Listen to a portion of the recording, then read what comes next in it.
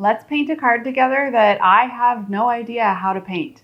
No, but truly, in this video, I'm really gonna be experimenting as I go. Let me back up and tell you the whole story though. Every month inside my Patreon community, we have an open office hours where people can come in and just ask for advice, ask for feedback, share their problems, ask questions, hang out, chat, just generally talk about artsy stuff and be among people who understand them. And in our most recent one of the members named Karen came on and asked if she could show us a piece of her artwork and ask us for feedback, and specifically asked me how she could add lettering to it. She proceeded to show us this beautiful painting of a witch's cauldron that's supposed to be Halloween inspired. She was putting it on a card to give to her kids' teachers, and she asked me how I would add lettering or calligraphy to it. I want to either put a message on the inside, or I could put like the sentiment like in the clouds. But then I'm thinking, okay, well, how do I do that and make it stand out? We chatted about it in the group and I gave her a couple ideas. And then at the end of the call, I actually asked her if she would send me the gist of how she made it and the tools that she used in general, so that I could try to recreate it and see if I could show her how I would personally add lettering to it as an example. So she did. She sent me the gist, and that's where this video is coming from. I'm going to try to recreate what she did with a little bit of a twist in my own way, of course, and then add calligraphy and lettering to it and send it back to her and let her see how I tried it. And you just get to witness that. And if it turns out well, you could try it too. All right, so for this project, like I said, Karen sent me a bunch of the things that she used, and I don't have exactly what she used, but I have a few of the things. And the most important thing being this Lunar Black, Daniel Smith Extra Fine Watercolor Lunar Black. Now, Lunar Black apparently is like a granulating watercolor, which I have literally never tried. I'm not a huge watercolor painter, so I'm not super familiar with all of this stuff, but it's supposed to be granulating, which will make a really cool effect on the cauldron. So I have Lunar Black, and then Karen had some different colors, but I just happen to have these ones. This is Rose of Ultramarine, and one of my favorite watercolors ever, Payne's Gray. So those are the colors that I'm gonna be using. Then I have masking fluid. It doesn't have to be this exact one. You can use whatever masking fluid you want. This one just has a really, really fine little tip on it. I have a pencil, I have a paintbrush, I have Dr. P.H. Martin's Bleed Proof White, which is like a really, really bright white paint, and it works really well in a lot of different scenarios for different art stuff, like really versatile white to have. Then I have some gold iridescent paints that I'm just gonna add some details with. I've literally had these for years and I've never cracked them. Isn't that crazy? Of course, I have some watercolor paper, some water, and I thrifted this the other day and I'm gonna use it as my paint palette. Okay, first thing I'm going to do is get myself a piece of this watercolor paper, and I'm gonna cut it into the size of the card that I want, because otherwise I'm gonna paint too large. I just know that. So let me get my cutter. You can use scissors, or you could use a pre-cut watercolor paper as well that's cut into the size of a card, but I'm just gonna freehand cut this because, as always, if you've been following me for a while, you know I'm not super precious about sizes of things, and I just kind of eyeball it. So let's say this is the size of my card. Fold it. Okay, so I could tape this down. Again, I'm just not that precious and I don't have tape handy, so I'm just gonna jump right into it. But if you're trying to be careful, maybe go ahead and tape yours. First thing I'm going to do is take my pencil and draw the cauldron. So I'm just gonna kind of make it up. I have a general idea in my head of how Karen did hers, and I'm gonna try and recreate it as best I can. Again, we're using pencil. You can erase as much as you need to. But and what I really liked about Karen's was that it just looked like she was having fun doing it. We're not trying to do like a hyper realistic witch's cauldron. None of what we're talking about is very realistic anyway, so just having fun. Add in some little handles here. Just keeping it simple. Add some legs on here. Okay, I think that's good. Then I'll probably have like a bit of a shadow underneath. Nothing crazy. And then I don't think that Karen drew in her smoke. I think she really just kind of went for it. But I'm not really always that much of a go for it person. I like to plan. So I'm going to draw mine out a little bit, just a little, just so I can kind of like plan out where my lettering is going to go. I might even actually have it go off the card. I think that would look kind of cool. Have it going like the smoke is going into the atmosphere, you know? So, okay. There's the general gist of what this is going to look like. And now I'm going to plan out where my lettering is going to go. Now I have this handy dandy tool that I use a lot. It's called a laser level. You could just draw a line. If you want to be really straight, then that's what you should do. But you could also just, I mean, this is supposed to look really like smoky, so it's not a big deal if it's not straight. But I'm going to try. And on Karen's card, because she's giving this to the teacher, she wrote, "You are magical." So I'm going to try and do that. And because I'm going to do this in masking fluid, I want my letters to fit within the smoke so that they stand out. But I actually kind of like the look of a bit of it coming outside the smoke, and like we'll see how the watercolor kind of spreads, but I might extend it a little bit outside. I think I'm going to do like Karen's and put a little star over the eye. And I'm keeping in mind here that the masking fluid can only be so precise. It's not great at doing really tiny stuff unless you're really careful, which I tend not to be. So, okay, you are, I don't really love the spacing of that. I think I'm going to move the U over a little bit so that the U is the same distance from that star as the A. So yeah, when Karen showed me this card originally, she didn't have any lettering on it. She just had the smoke. And she said, "Where would you add the lettering?" And I said, "I would love to see it in masking fluid." So that's what I'm going to attempt here.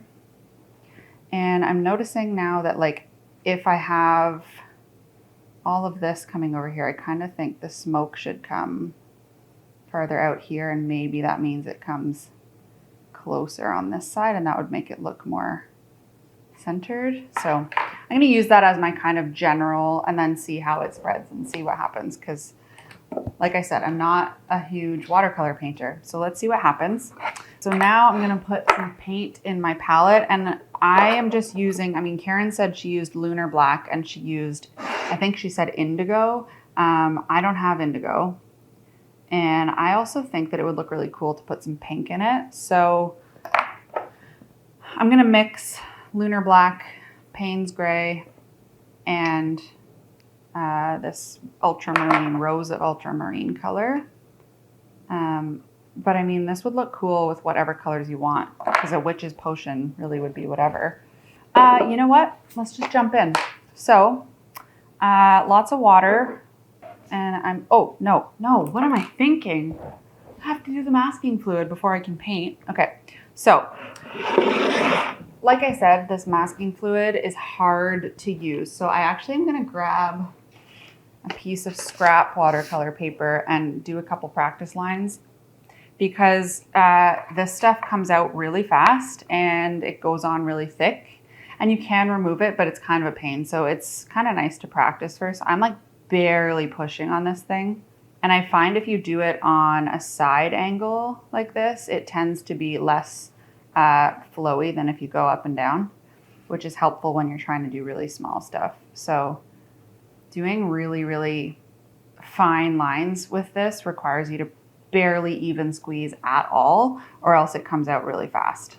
So let's see how well I can get this on here. And I find it's the hardest when you're first getting it to run. So right away I can tell that that Y is going to be thicker than I anticipated, but that's okay. I'll just match the rest of my letters to it. It's tricky. It's really tricky. It's like kind of hard too, because if you don't put it thick enough, then it doesn't really like show up super bright when you mask it. But there's like a magical in between. Magical. That word tends to just, I guess, be in my head. But yeah, so trying to just be like kind of precious about the line weights on this while still putting enough that it's actually going to mask the background.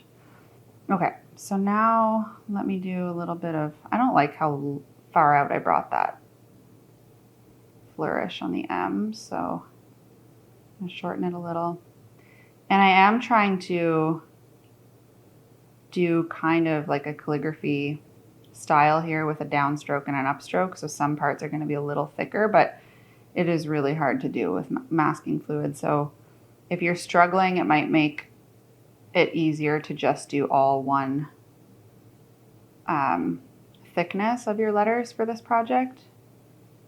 And if you're watching this and you're like, I don't know how to do calligraphy like that, that's great. Just do it in block letters, do it in your own kind of like scripty style, whatever you want. It does not have to match this.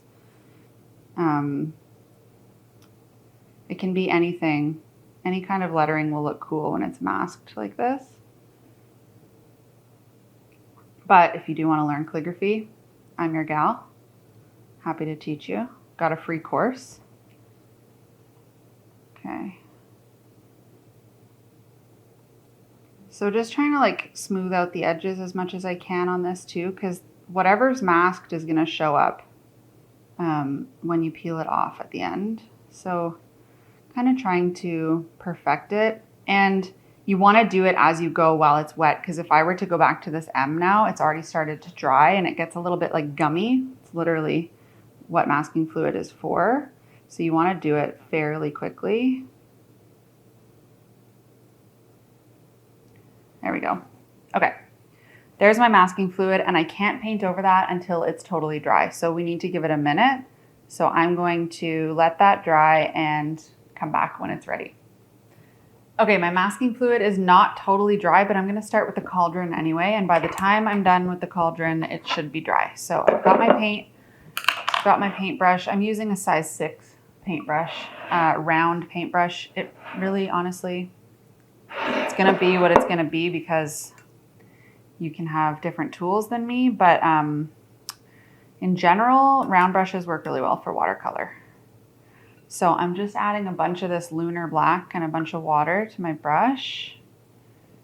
And I'm gonna hop in and paint the cauldron. So I'm gonna do the whole thing with a pretty wet brush and a decent amount of black on it. And then I'm gonna just add some detail after. You can already tell this granulating watercolor is really cool. Usually you don't see like as much, I was trying to think of a different word, but granulation really is the right word. Paint the handles. Okay, now while that's wet, I'm gonna dab in some darker parts.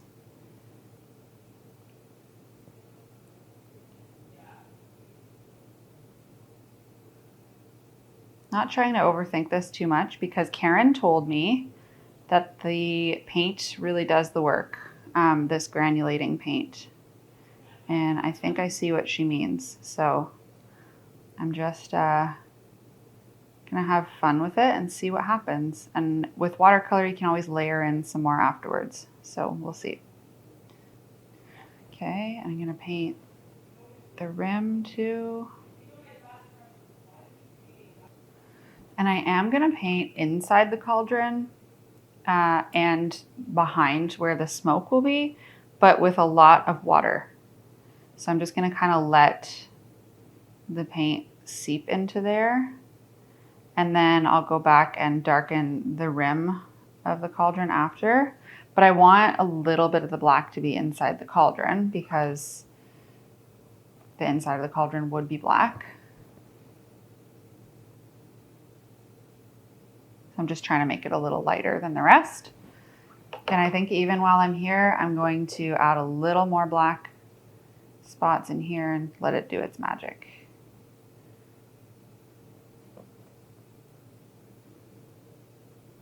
Okay, got to do the legs. I'm pretty happy with that for now. Now let's see if my masking fluid is dry enough.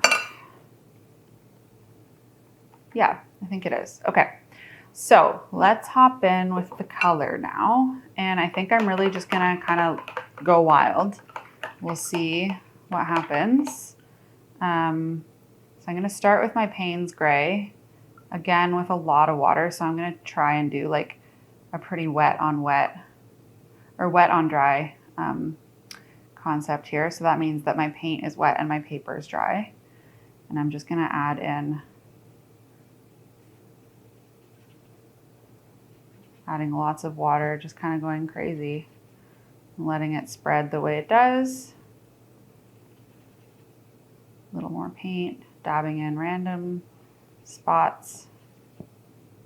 But I do know that I want it to kind of be coming out of the center of the cauldron, so I'm gonna add it more in the center here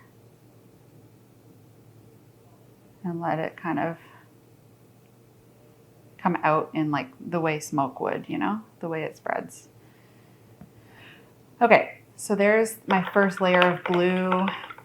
Now I'm gonna kind of dry off my brush and add a little more pigment to it and just like dab it in spots. And like I said at the beginning of this video, I don't really know how to paint watercolor. I have dabbled. Feels like a funny word for this because I literally am dabbling paint right now. I've dabbled in watercolor, but I'm definitely not any kind of watercolor expert. So I am just playing. Okay, I've got the blue. Now while it's wet, I'm gonna add in some of that beautiful pink. Put a little water, a little bit of pink, pinky purple, and just spread that in too. See what happens. I really like the color, these mixes, the mix of these two colors together. I just think it looks really pretty. And it looks like a potion. And you do want to make sure that you've got lots of color over the words that you've masked, because if you're not masking those areas, then they won't show up covered, or they won't show up looking like anything was done with them. It'll just look like nothing. You're masking nothing. Okay, just adding plain water to my brush, and I'm going to kind of like let it spread out a little further in some random spots. Make it look a little more whimsical.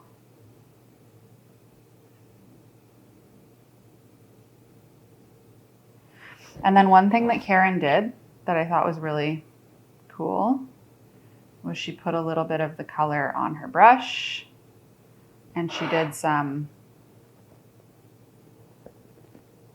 splatter. Which, yes, I'm getting all over my desk now, but it's worth it. I'm going to do the same thing with the pink one.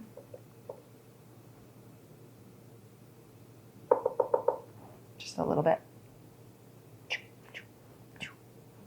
Oh, it's so pretty. Okay, leaving it there. And while that's wet, now I'm going to grab the bleed proof white. I'm not even going to put it in my palette because it's pretty runny and my brush is already wet, so I'm just going to dip right into it. Grab a little and let it swirl into, you know what, I should put it in my palette because now I have other colors on this brush and I don't want to get them in the, oh gosh, made a mess. Okay, I'll deal with that after. So adding some bleed proof white to my brush and just kind of like swooshing it in here. Let it kind of look, get it cloudy, a little bit of cloudiness. Just let it do its own thing. And I'm not going to add a ton because it's kind of like, it does make it pretty cloudy, but it looks pretty cool once it dries.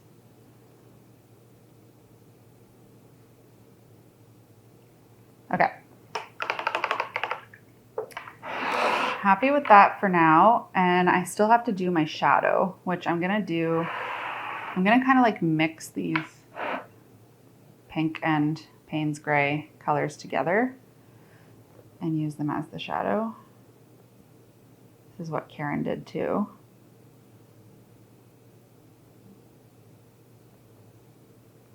And I will put a little bit of the black in here too, just so it makes sense. But just a bit, because black will be overpowering. I think it needs a little more of the color. Yeah, I like it. As I'm doing this, I just want to say thanks to Karen for letting me take your design and play with it, because it is so cool, so fun, really fun tools that I actually didn't even know about. Now I want to go back to my cauldron a little bit and add some more detail. I'm going to grab a smaller brush, get it wet, and just add some black to it, because I want to put in some detail on like these handles where it would be dark underneath the handle. Then also around the edge of this cauldron. Really underneath the edge of the cauldron, I should say. And pretty much in all these spots that would be really dark, like the bottom corners, the bottom edge. And that's bleeding a little bit because I had wet background under here, and that's fine. I'm just going to spread it in. And then I left the inside of my cauldron light, but really I kind of want it to be dark and filled with some of the color of the potion. So I'm going to mix a little bit of black into the color of the potion and start kind of filling that in wherever it would be under the rim. Okay.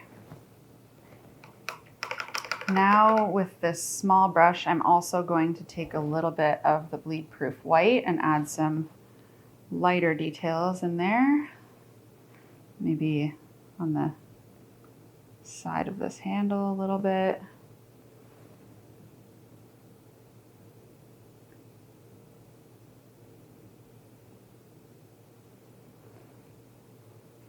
And on the rim, just give it a little highlight on the one side.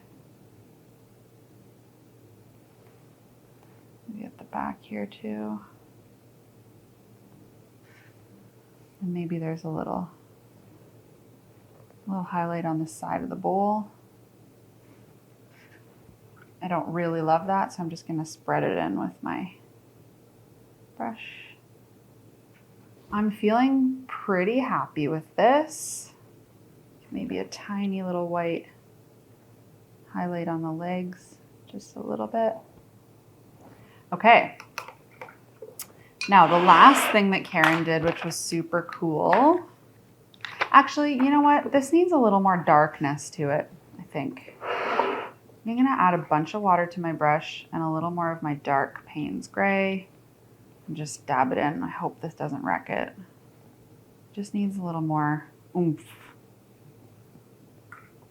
It's still really wet from the bleed proof white, so it needs to be a little darker, like where it's coming out too.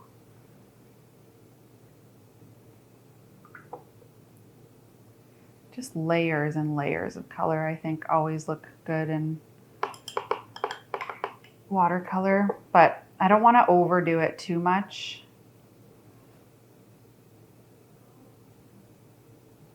I think I'm going to leave it there. Okay, now like I was saying, the last thing that Karen did, which I thought was really cool, was she added some gold, which feels right in a potion. So I'm going to grab these. I don't know which one, maybe this red gold. I think that would look pretty.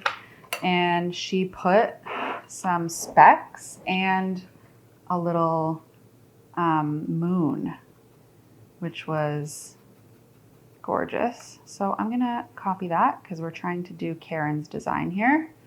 I'm gonna put the moon right here, I think. crescent moon.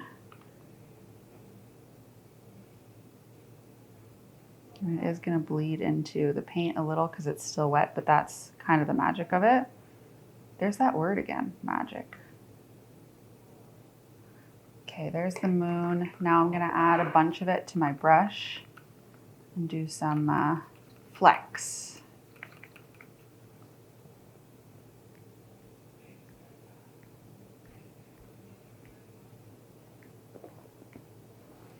Maybe even like a couple purposeful dots because sometimes the flecks are not quite big enough.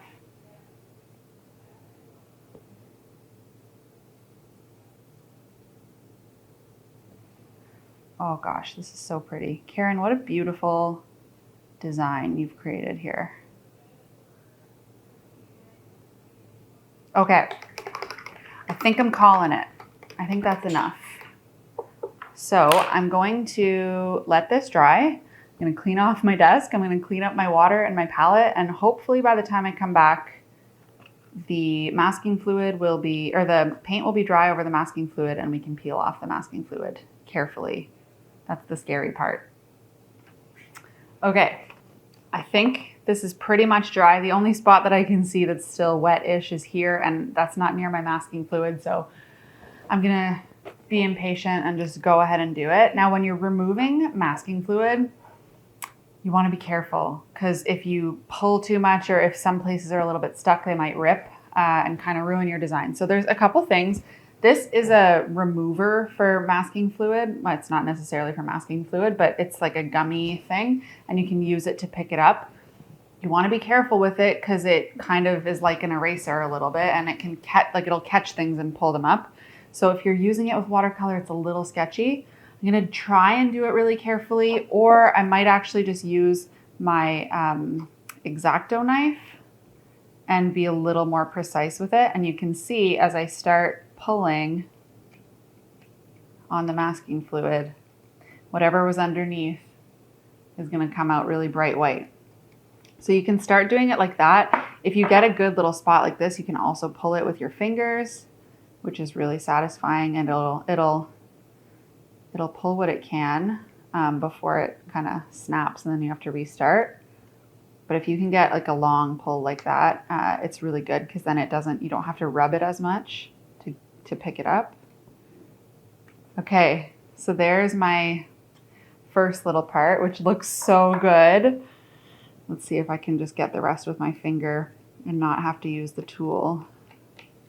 Okay, yeah, you can absolutely use your finger too. You just want to be always really kind of delicate with it. Because if you rub too much, if your watercolor is still wet, like you could make a mess with it. And that's not ideal, obviously. Oh my gosh, this looks so good. Okay. There we go.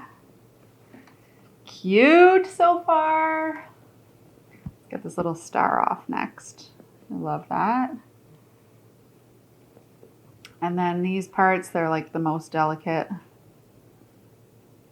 I explained using the rubber pickup tool and the X-Acto, but now I'm just using my finger. There we go. Okay, now those parts, I had pencil under them. So some of them look a little grayish and I think that's just the pencil.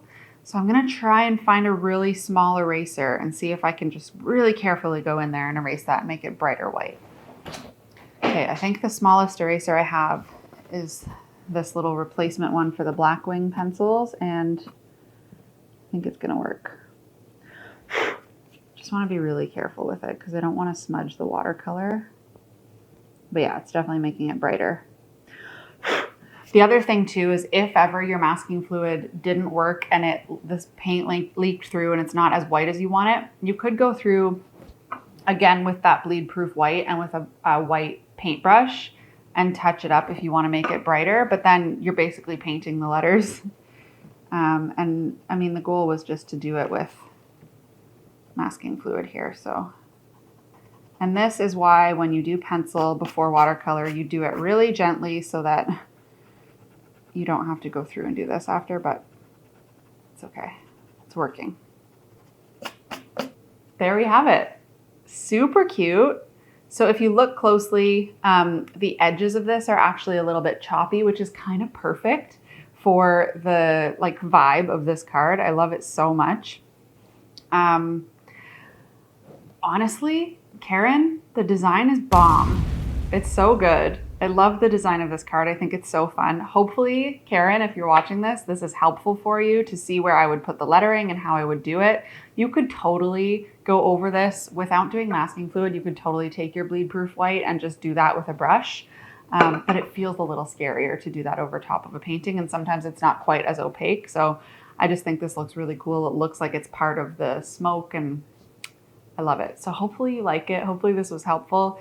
And for those of you watching, if you like the design of this, you should definitely go create it. And or if you're in Patreon, definitely share it if you try it, because Karen's in Patreon too. And in the community, it's just so fun to see each other creating our creations and testing things out. So last thing I want to say is if you are watching this and you're not part of the Patreon community, you should come and join us, because stuff like this happens all the time. And we have our open office hours. We have lots of templates and traceables and worksheets and lots of cool stuff in there. So if you're looking for an artsy community to be part of, it's a really good place to be.